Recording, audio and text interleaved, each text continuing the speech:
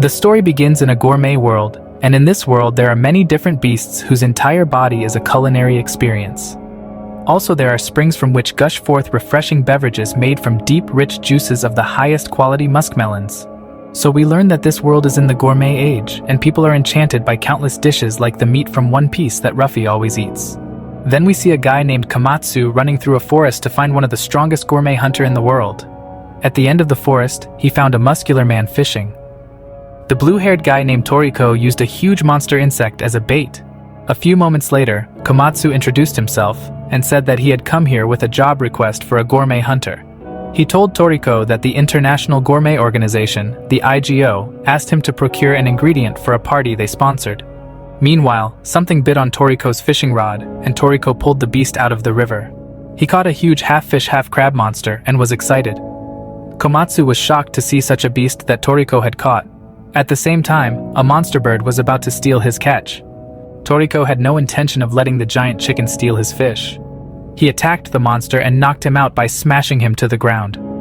After the dust cloud cleared, Komatsu was impressed, and Toriko planned to turn the huge chicken into chicken wings. Komatsu couldn't believe that Toriko had defeated two overpowered monsters, and he was sure that Toriko was the right man for the job. So he asked Toriko to catch a rare gararagotter for the IGO. Toriko was surprised by this request, and he knew that an ingredient of the highest quality, where one slice is worth 100,000 yen. He instantly accepted this request to catch a gararagator because he wanted to taste this delicious meat. A few hours later, Toriko took a small ship to an island to find a gararagator. Komatsu accompanied Toriko, and Toriko was wondering why a weakling wanted to accompany him. He told Toriko that his boss told him to investigate the gararagator. Suddenly, Toriko asked if he was a chef, and Komatsu wondered how he knew that. Toriko replied that he thought his hands smelled like top-class ingredients. So Komatsu learned that Toriko's sense of smell is even better than a police dog. Meanwhile, Komatsu realized how impressive the gourmet hunter Toriko was. Shortly afterwards, they approached a spooky island called the Barren Archipelago. Komatsu was nervous and was shocked to see strange-looking monsters. Toriko calmed him down and said that the monsters are very careful and cowardly. Then they arrived at the sole entrance to the Barren Archipelago. After that, Toriko and Komatsu got off the ship and decided to row a dinghy to the island. However, Komatsu realized that they were surrounded by sharks. Toriko planned to scare his friend even more and told his frightened friend that the barren sharks were capture level 1. Komatsu was shocked at this because capture level 1 requires 10 pro hunters to take it down. At that moment, Komatsu realized that one wrong move would mean his death. Soon after, Komatsu heard a loud noise, and Toriko explained to him that it was just the roar of one of the 50,000 monsters that live here. Also, Toriko said that the one that reigns over them all is the gararagator they look for. Komatsu remembered that this monster was capture level 5 and not even an IGO tank could take him down. After that, they arrived on the island, and Komatsu followed Toriko. Komatsu was terribly afraid and regretted his decision to accompany Toriko. Suddenly, Komatsu sensed that something was sticking to him, but Toriko told him not to worry. So Toriko ripped some leaves from a tree and saved Komatsu from the leech. Later on, after wandering many hours in the forest, a capture level 3 barren tiger appeared that intended to eat Komatsu. He froze in fear and thought that his life would end. Toriko showed the barren tiger that he is the boss and chased it away. Following this, Toriko noticed that something was wrong on this island because the barren tiger lived deeper in the forest. Furthermore, the cautious Friday monkeys would never have ventured out of their cave. Toriko concluded that the monster habitat is threatened by a monster above capture level 5. As a result, Toriko was excited to fight against the dangerous monster in this island. In the evening, a huge beast with huge claws appeared out of a swamp. We then see Toriko, who had grilled some snake frog for dinner. Komatsu was very nervous and couldn't eat anything, because the closer they got to the gararagatter's territory, the fewer creatures there were. Suddenly, Toriko said he bet that the predator devoured all of the monsters in this area, and Komatsu wasn't happy about hearing this. Following this, Toriko heard a noise, and the water in the river behind them moved. Suddenly, a swamp snake capture level 5 appeared and planned to eat them both. Before the swamp snake could eat Komatsu, it fell to the ground. Toriko noticed a wound on the swamp snake and wondered what kind of monster caused it. Komatsu was shocked because the swamp snake was at the level of a gararagator. Meanwhile, Toriko noticed that some perverted barren leeches were sucking the swamp snake's blood. Then the swamp snake was pulled into the river, and a huge monster with red scales appeared. Toriko realized they were being targeted the second they set foot on this island. Meanwhile, Komatsu was surprised to see such a giant Gararagator in front of him, and Toriko discovered that it was raising barren leeches in his mouth. Toriko guessed that this beast must have lived for over 300 years, because it was twice the size of a normal Gararagator. Also, Toriko finally understood why the monsters on this island had left their territory in the forest. The 300-year-old capture level 8 Gararagator was angry and used his roar. Komatsu told Toriko to be careful, but he was excited to eat this beast's meat. Suddenly the Gararagator started attacking Toriko and he dodged. He grabbed the crocodile by the tail and threw it forward. The beast didn't give up and immediately attacked again, trying to eat Toriko. Toriko managed to dodge the bite attacks and hit it in the face with his fist. Unfortunately, the beast suffered no damage and he hit Toriko with his tail. Toriko was thrown into several trees, but he got back up. He was impressed by the power of the beast he was currently fighting. As a result, he wanted to pay his respects to this monster and he revealed his true power. Komatsu was shocked at this, and he saw a demon that was planning to devour his opponent. Meanwhile, Toriko thanked for the delicious food in the world and planned to dig in. So he tensed all his muscles and his arms turned into a fork and a knife. The Gararagator became angry and tried to devour Toriko. But at that moment, Toriko launched a counterattack with his fork skill. Next, he attacked with his knife and threw his opponent into the air. Finally, he thanked the world for the delicious meal and defeated the monster with these combinations of attacks. Komatsu was impressed, and we see that this battle was being watched by a flying eye. Then we see an ugly magician who reported this to his master. He told his master that the Gararagator was defeated by one of the heavenly kings. The guy on the throne was impressed that the 4 heavenly kings had started making their move. Back to Toriko, we see that he planned to taste the Gararagator meat. Komatsu looked at the marbling on this meat, and it sparkled like the stars twinkling in the night sky. After Toriko tried a bite, he was overwhelmed by the tender and juicy meat. It was like a flood of juiciness, and Komatsu also tried a piece. At that moment, he had a great idea and began to fry the meat on a hot rock until golden brown. After a few minutes, the meat was cooked perfectly, and he shared it with Toriko. Toriko loved his idea and was amazed at Komatsu's cooking skills. Later on, Toriko asked Komatsu why he wanted to accompany him to this dangerous island. Komatsu told him about his dream of becoming a top-tier chef. He said after meeting Toriko, he realized that he needs to know the true form of his ingredients, otherwise he won't be able to make the best dishes. Suddenly Toriko said that food is the reason they get powers. That's why he thanks this world for every delicious meal. Komatsu was impressed by the Gourmet World's top G and asked him about his dream. So Toriko said that his dream is to create a full-course menu of life. So Komatsu learned that a full-course menu of life is an individual's ultimate meal. It contains 8 courses that a person has selected as their favorite dishes. Then Toriko told him he had decided on one of them so far, and he planned to discover more delicious things in this world to complete his menu one day. Suddenly Komatsu asked if he was allowed to accompany Toriko on his journey. Toriko didn't mind and they started cooking more of the Gararagator's meat. The next morning, Komatsu realized that they had eaten all of the Gararagator's meat. Komatsu didn't know what to tell his boss, and Toriko told him to relax. A few days passed, and we see in the gourmet age a place where many of these culinary ingredients from this world are sold. Komatsu was looking at a rare Tsuchinoko turtle, and an IGO employee said that if he doesn't hurry, the target will get sold off. Then we see a reporter named Tina, who was talking to a fisherman that his fish doesn't look fresh. Suddenly, the cameraman told her that they were live, and she immediately switched her attitude. Komatsu was surprised at her personality, and she continued to complain to the fisherman that the fish didn't look fresh because its mouth was open. She wanted to become famous, and the fisherman told her that she should just do OnlyFans. Suddenly, Komatsu interrupted the conversation, and he explained that the open mouth worsens the taste of the ingredient. The man was surprised that Tina was right and tried to talk his way out of it. At that moment, Toriko appeared, and the man was surprised that Komatsu was a friend of Toriko. He caught a capture level 4 underbite dragon, and the reporter was impressed. Tina knew that he was one of the strongest gourmet hunters in the world, and admired him. As a result, she tried to convince him to do an interview in order to become famous. Unfortunately, her plan failed because Johannes, chief of ingredients development at the IGO's research department, wouldn't allow it. Tina had no intention of giving up, but she was carried away by 2 IGO employees. Then Johannes told Toriko that he has a job for him, and he revealed that the rainbow fruit was ripe. Komatsu was shocked that it was a job about the legendary rainbow fruit, because one droplet juice from this fruit was enough to turn an entire swimming pool into rich, mellow-tasting juice. Also, we learned that this fruit was extinct, but the IGO managed to selectively breed it. Next, Johannes told them about the problem that trollkongs had made a nest around the rainbow fruit tree. This means that no one can approach the rainbow fruit tree. Toriko and Komatsu learned that an IGO tank had attempted to approach the tree, and it was immediately wiped out. They also learned that the trollkongs are at capture level 9. Toriko really wanted to try the rainbow fruit and accepted the job. Meanwhile, Tina was listening to the conversation and planned to become famous with this information. 2 hours later, they arrived at number 8 biotope, nicknamed the Garden. It was an artificially constructed habitat for animals and plants made as close as possible to the nature.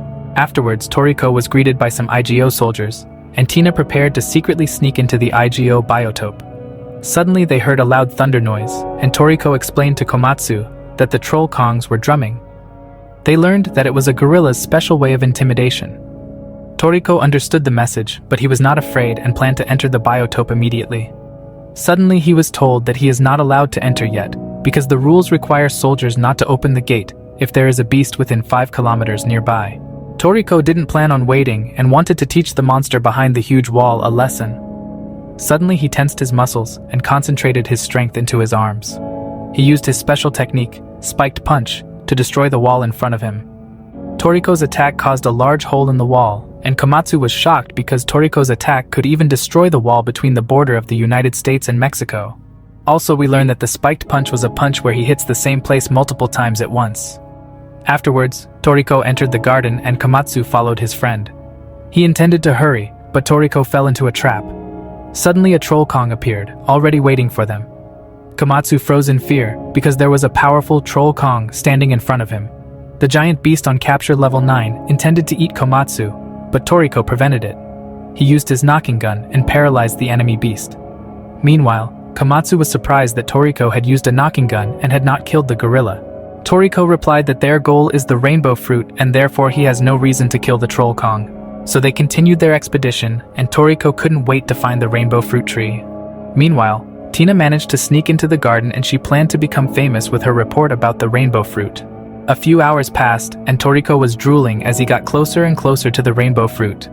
Toriko told Komatsu that the sweet fragrance of the fruit can lure animals and make them swoon.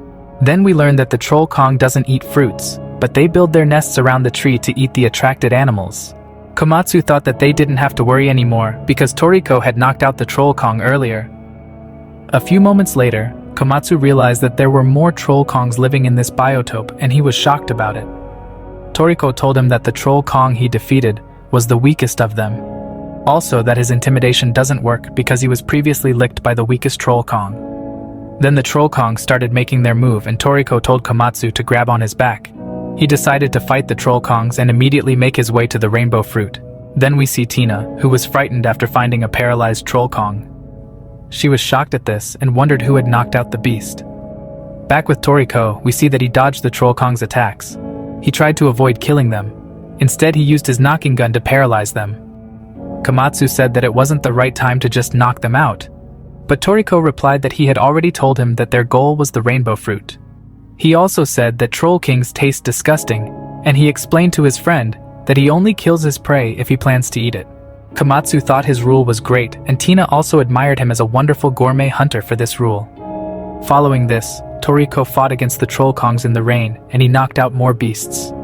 Toriko realized that there was no end to it, and he planned to find the boss of the trollkongs. Suddenly he was overwhelmed, and he lost his knocking gun.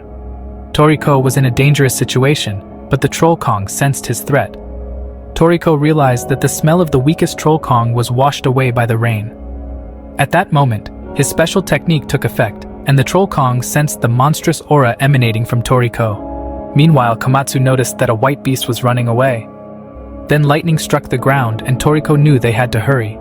He was looking for the trollkong boss, and Komatsu told him that he saw a white trollkong running away. Then Toriko discovered the silverback, which was capture level 10, and immediately knew that he was the boss of this troop. Toriko was impressed with Komatsu, that he could think calmly in this situation. After this, Toriko started getting serious, and he activated his full power. Following this, he stood in front of the silverback, and he tamed it by petting the capture level 10 beast like a little puppy. Tina was impressed because Toriko was able to achieve a peaceful ending by taming the troll Kongs. However, the troll Kongs understood that Toriko is a top G and they stopped attacking him. The rain also stopped and the rainbow fruit was ripe. Meanwhile, Komatsu was surprised to see Tina, who was overwhelmed by the sight of the rainbow fruit tree. Suddenly, she tried to report about the rainbow fruit for Gourmet News. Unfortunately, Johannes stopped her and took her out of the garden. Then we see the villains, who learned that Toriko had found the next rare ingredient. A few hours passed and we see Toriko enjoying expensive meals until dessert was served. Then Komatsu showed up and wanted to serve him his dessert made from the rainbow fruit. Komatsu served a rainbow fruit pudding which gave off a sweet scent that made every person drool. Toriko gave thanks for all the world's bounty and planned to dig in. Meanwhile, Komatsu was jealous because Toriko got to eat this delicious pudding. Toriko did a taste check and the taste flooded his body. He tasted many different fruit flavors at the same time. He had an incredible experience that satisfied all his senses, and he felt like he was reborn. As a result, he started crying with joy, and he made the rainbow fruit his dessert for his full-course menu of life. He also planned to share the pudding with his friend Komatsu and the staff, so he told them all to gather around the table. Then we see a fortune teller who saw that a man with a triple scare under his left eye will soon appear. After that, 3 days passed, and we see a train heading towards the town of Gourmet Fortune. Following this, we see Toriko drank alcohol, and he told Komatsu that he was excited to eat the legendary puffer whale. Komatsu understood his excitement because it was said that the puffer whales had the unique taste of the ocean depths. Suddenly, Toriko teased him and said that Komatsu's mom also tastes like the ocean depths. Komatsu was flattered, and he wasn't mad at Toriko's comment because he wished that Toriko would become his stepdad. After this, Komatsu said he is excited to see the technique of cooking a puffer whale, because inside the whale there is a sack of deadly poison. However, Toriko told him that there are only 10 people in the world who can prepare it, and the person they will meet is not a chef.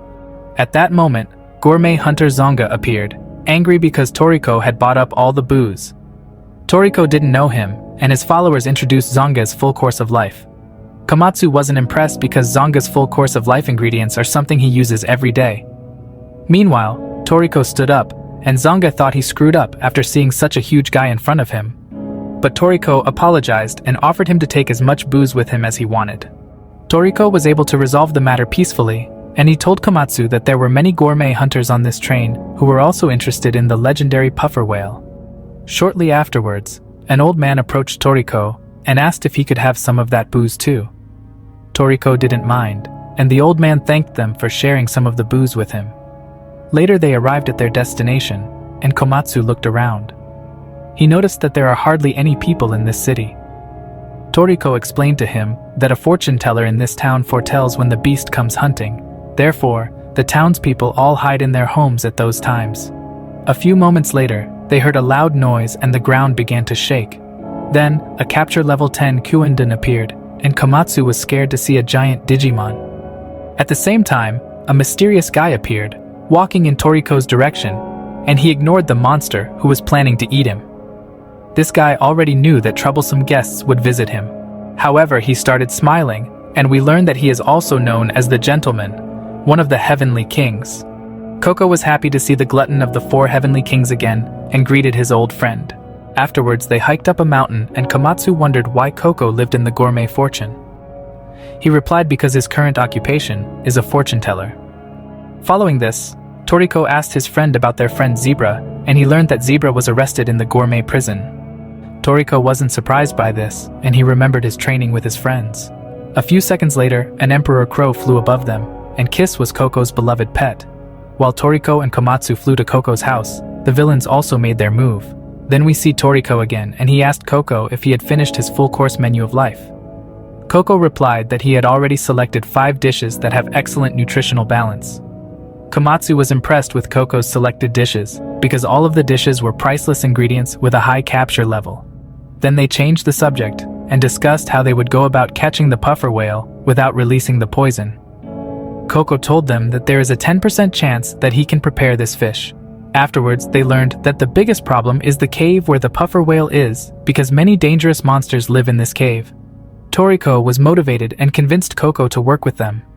Despite everything, Coco got a strange feeling, and he was a little worried about Komatsu, even though he couldn't see a shadow of death over him. Then we see Tina, and she reported about the cave, which contains the puffer whale spawning grounds. She said that only 0.1% of people who enter the cave escape alive. We also learned that the cave is designed like a labyrinth, and that this is the only way to find a puffer whale since these whales live deep in the ocean.